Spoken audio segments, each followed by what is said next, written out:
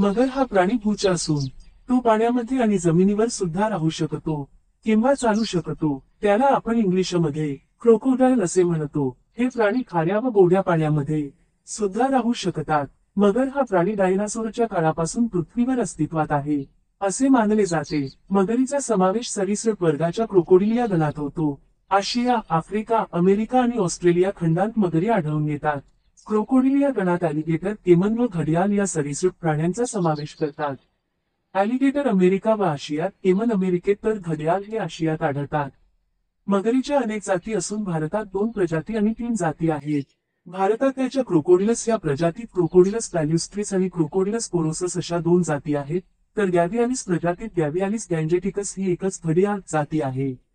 भारतात जम्मू काश्मीर, हिमाचल प्रदेश व पंजाब ही राज्ये वगळता इतर राज्यांत मगरी आढळतात. क्रोकोडिलस पॅल्युस्ट्रिस आणि गॅव्हियालिस गँजेटिकस या जाती गोड्या पाण्यात आढळतात, तर क्रोकोडिलस पोरोसस ही जाती मचूळ पाण्यात आढळते. मगरीला मराठीत सुसर असेही म्हणतात. गोड्या पाण्यातील मगर सु. 4-5 मीटर लांब, तर मचूळ पाण्यातील सु. 6 मीटर पेक्षा अधिक लांब असते. पूर्ण वाढ झालेल्या मगरीचे वजन 200-250 किलोग्रॅम असते. डोके, मान, घाण आणि शेपटी असे तिच्या शरीराचे भाग असतात. डोक्याचा अग्रभाग त्रिकोणी अथवा गोलाकार असून त्याला मुस्कट म्हणतात. मुस्कटावर नासाछिद्रे असतात. वरच्या आणि खालच्या जबड्यांवर मजबूत व तीक्ष्ण लहान मोठे दात असतात. दातांची संख्या सु. 76 असून ते वरचेवर गळून पडतात व त्यांच्या जागी नवीन दात येतात. वरच्या जबड्यातील दोन्ही बाजूंचे 5वे दात मोठे असून खालच्या जबड्यातील दात वरच्या जबड्याच्या खाचांमध्ये घट बसतात. जबडा बंद केल्यावर हे मोठे दात बाहेर आलेले दिसतात. जी रुंद व जाड असून खालच्या जबड्याला जोडलेली असते. नासाछिद्रे, डोळे व कर्णछिद्रे एका सरळ रेषेत असल्याने मगर शरीर पाण्याखाली ठेवून तरंगत राहते. नासाछिद्रांवर झडपा असतात, त्यामुळे पाणी श्वासमार्गात शिरत नाही. डोळ्यांवर असलेल्या निमेषक पटलामुळे डोळ्यांचे संरक्षण होते आणि त्यामुळे पाण्याखाली मगरीला दिसू शकते. शरीराचा प्रवाहरेखित आकार, लहान अग्रपाद, लहान पश्चपाद आणि लांब शेपटी पोहण्यासाठी अनुकूल असतात. थोडक्यात पाण्यात वावरण्यासाठी मगरीचे शरीर अनुकूलित झालेले असते.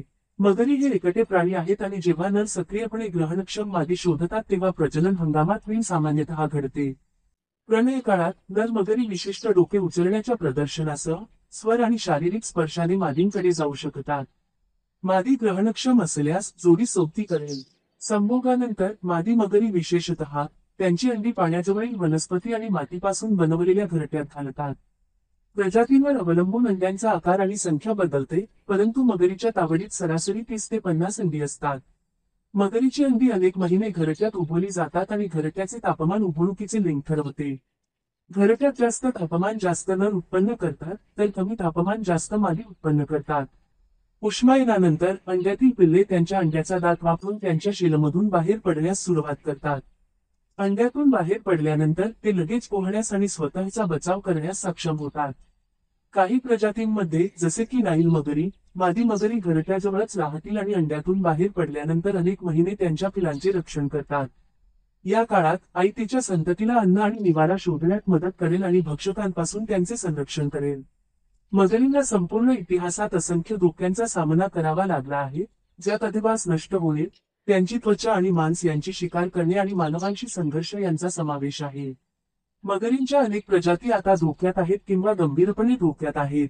मगरींच्या लोकसंख्येचे संरक्षण करण्यासाठी संरक्षकांनी अनेक उपाय लागू केले आहेत, ज्यात अधिवास संरक्षण, लोकसंख्येचे निरीक्षण आणि शिक्षण आणि जागरूकता मोहिमांचा समावेश आहे.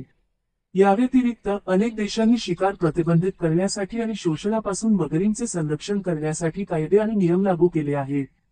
प्राण्यांविषयी नवनवीन माहितीसाठी आमच्या चॅनलला सबस्क्राईब करा.